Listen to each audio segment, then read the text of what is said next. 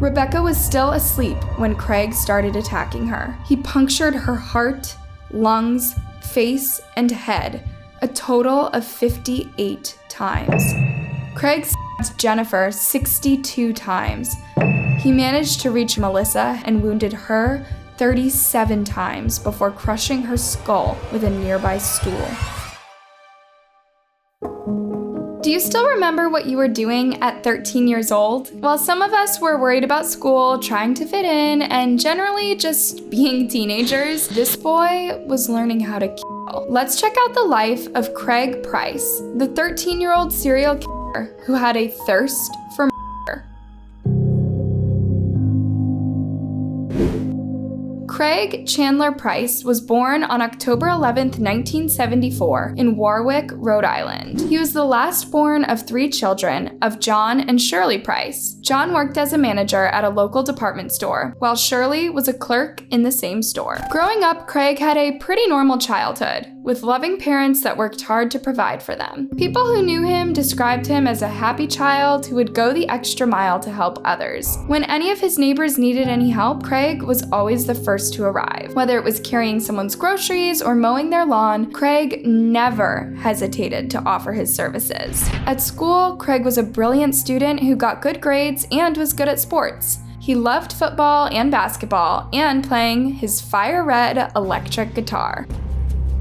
He was a blue jeans and t-shirt kind of kid, and was into hard rock and rap music. He was also a storyteller, a mimic, and a natural comedian who had the gift of making people laugh. So, what changed? When Craig turned 9, he started experiencing some disturbing thoughts about other people dying. Some people have speculated that these thoughts caused Craig to act out violently with the people around him. He started getting in trouble at home and in school, to the point that the police were involved. His erratic behavior worsened with time, and by the time he was 13, he had a long rap sheet that involved breaking and entering, petty theft, stalking, and assault. He had also joined a local gang and was experimenting with illegal substances. He wound up in juvie and was put on probation. Around this period, Craig also experienced a sudden growth spurt, which made him bigger than all the other boys in his neighborhood. People began to notice that the once cute and helpful boy that they had grown to like was now a burly and mean teenager who was always getting in trouble with the authorities. Still, apart from the stalking, he never did anything too serious to indicate what he was about to become.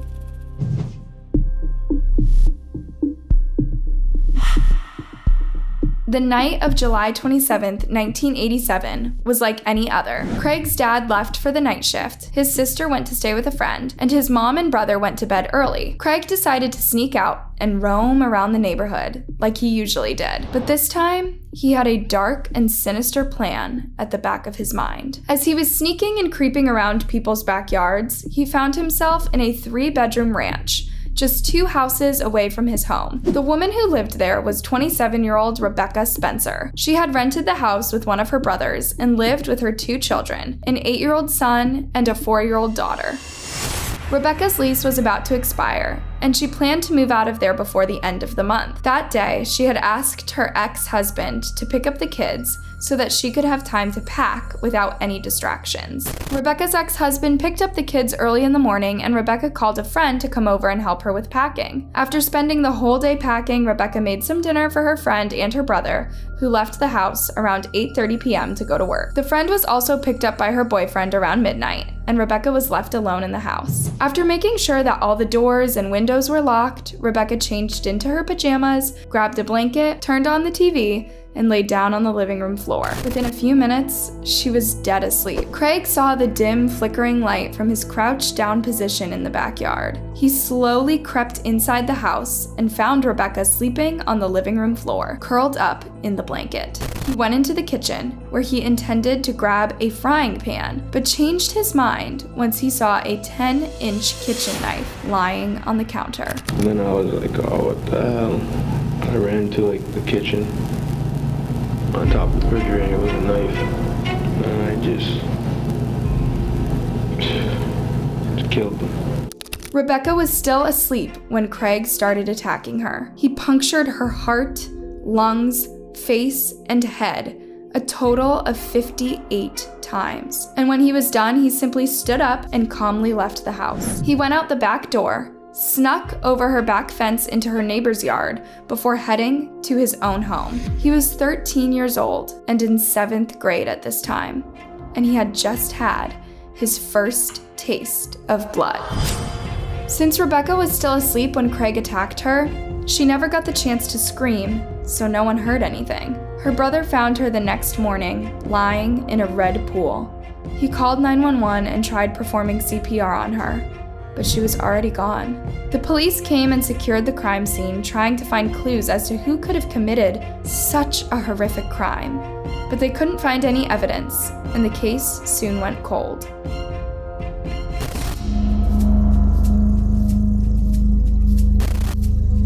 Craig lay low after this attack, and for the next 2 years he joined high school and went on with life as if nothing had happened. But then, the thirst of blood returned again when he was 15, and he started looking for his next victim. And unfortunately, it happened to be another woman in the neighborhood by the name of Joan Heaton. Joan had married her high school sweetheart, Sergeant John Heaton, when she was very young. Not long after, they were blessed with their firstborn daughter, Jennifer, and 2 years later, their other daughter, Melissa, came along. The Heatons seemed to be the perfect family that loved spending time together, sharing laughter, and making beautiful memories. However, on June 19, 1983, tragedy hit the family when John decided to end his own life. After this tragic loss, Joan decided to move to a new town and start a new life with her daughters. She found a nice house in Warwick and thought that it would be ideal for her and her daughters to start over. Sadly, she was mistaken. On the night of September 1st, 1989, Craig got really high on various illegal substances and snuck inside Joan's house by cutting a window screen. He went into the kitchen and grabbed a steak knife, which ironically, Joan had bought earlier that day. While he was breaking in, he made some noise that woke Joan up, and she went downstairs to investigate, as she was terrified when she saw this huge shadow in the kitchen. She didn't say anything. She was just like trying to, like, as soon as she seen, like run the other way, break the other way. Okay. And I grabbed her. What happened then? So I was just like trying to kill her. Joan tried to fight back, but Craig was far too big for her, and he managed to overpower her. You can see the mark right there. She bit me there and I bit her back.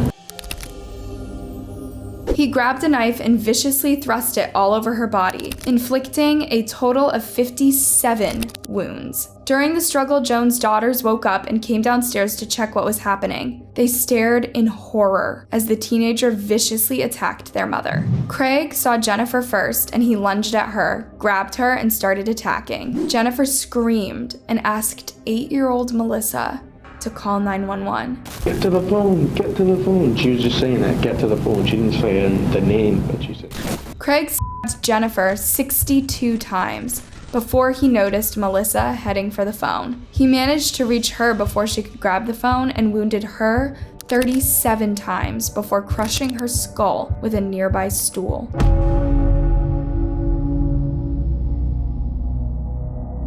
The attack on Melissa was so vicious that the tip of the knife snapped off inside of her. After he was done, he stood up and saw the damage he had done, and for some reason, decided to cover the two bodies. He then gathered everything that could lead the police to him and calmly walked out the back door and into the night. The next day, Joan's family got worried when they couldn't get through to her phone, so they decided to drive over to the house and check on her, and when they got there, they were completely horrified by what they found. A detective who was among the first to arrive at the scene later said, "The bodies had been covered with a blanket, maybe 2 blankets, and a rug. Underneath the blanket were these 3 bodies that were absolutely destroyed. The perpetrator that day to us was unbelievable." Fear had also started to spread throughout the once safe neighborhood, with people referring to the perpetrator as the Warwick Slasher. They locked themselves in their houses and put up state-of-the-art security systems around their homes to protect themselves from the psychotic killer. Now, when Rebecca was attacked, authorities assumed that the murderer was someone she knew, since no other attack followed after that. But then, after what happened to Joan and her daughter, detectives had no doubt that they were dealing with a serial killer.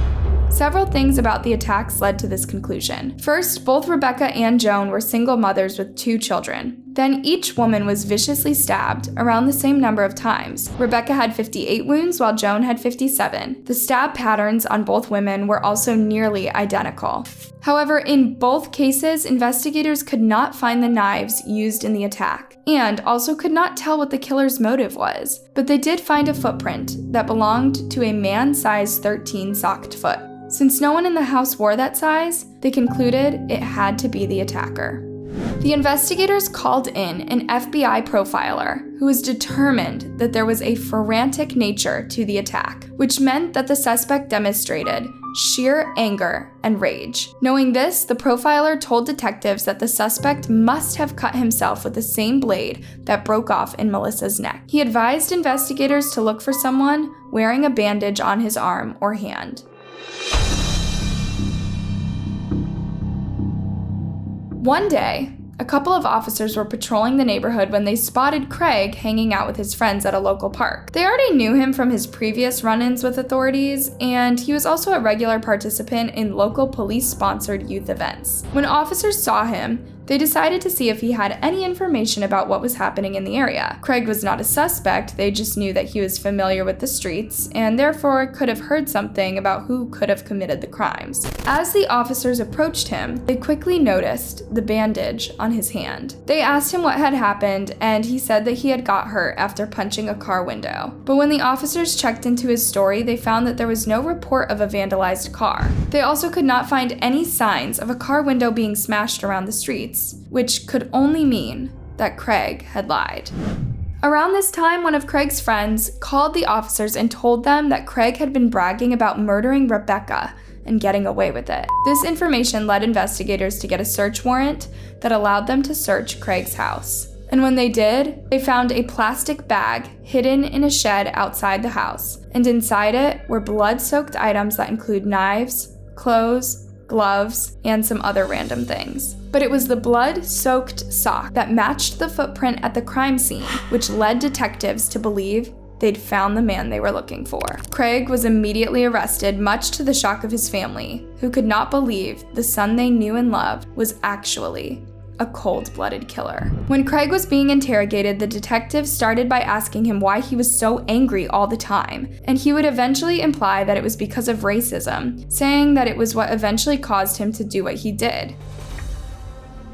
He told detectives that one day as he was playing in the streets with his friends, a man called him the N-word and some other derogatory slurs while screaming at them to get out of the road. Craig said how this man's actions made him angry, and he swore to get revenge. So he spent the next couple of days watching the man drive by the street and saw him pull in and out of Rebecca's driveway. Apparently, the man was Rebecca's brother, Carl. When police questioned Carl about this, he admitted seeing the boys in the street but denied ever screaming at them or using derogatory slurs. After telling detectives about his anger towards Carl, Craig went on to confess everything that he did to Rebecca and later did to Joan and her children, saying that he had to use 6 knives on them. If you can remember, how many knives did you use? I don't know, a lot. About 6, I think, maybe. One of the detectives who arrested Craig later said that Craig was talking in a cool and calm manner and acting like what he did was nothing. And he's talking like he these people like it was nothing. I mean, like absolutely nothing. It's incredible. Finally, Craig was charged with 4 counts of first-degree homicide and 2 counts of burglary. When he was arrested, he was just a month away from his 16th birthday, meaning that under the Rhode Island law at the time, he could only be jailed up to his 21st birthday. This meant that despite the brutality of his crimes, he would only serve 5 to 6 years in juvie and then be released and his criminal record sealed. Imagine that. To say people were outraged by this was an understatement. They could not believe that Craig would get away with a mere slap on the wrist after committing such horrific crimes. And Craig was not helping matters either. He refused to go through psychological therapy and examination to determine how he should be rehabilitated. One psychiatrist appointed by the family court to review the case had noted, "I suspect From all that I have seen and know of these murders, that Craig was in a psychotic rage at the time of these events, and that he should probably be classified as a serial murderer, disorganized type. He recommended that Craig undergoes psychiatric treatment before being released back into society, saying that if he's not treated, he might go back to killing people when he's released. However, Craig, on the advice of his attorney, refused to participate in any mental assessment, therefore remained untreated. His lawyer's concern was that if Craig allowed the assessment and the psychiatrist found issues, he would be placed in a psychiatric facility where he would be held past his 21st birthday.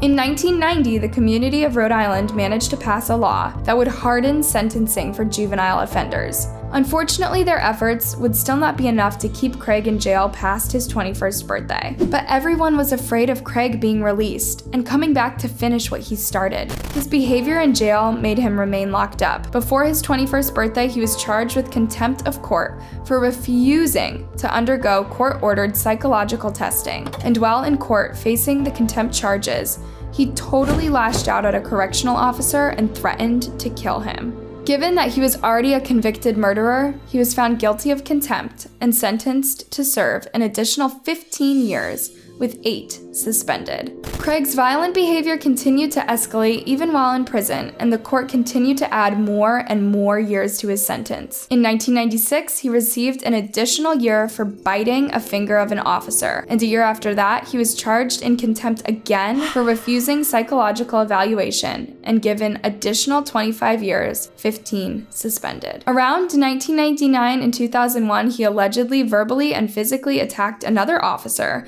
and received 4 additional years. In 2017, he was accused of attacking a fellow inmate with a weapon and received 25 additional years. Before the incident in 2017, his earliest parole would have been February 2022, but now he's serving 25 more years. Craig, who is currently 48 years old, said in an interview that he believes there's a conspiracy to keep him locked up for life. Maybe he's right. Craig Price will never go away from us for at least a generation, because that's unthinkable that a 13-year-old boy can do that. What do you think? Let me know your thoughts down in the comment section, and don't forget to like and subscribe for more.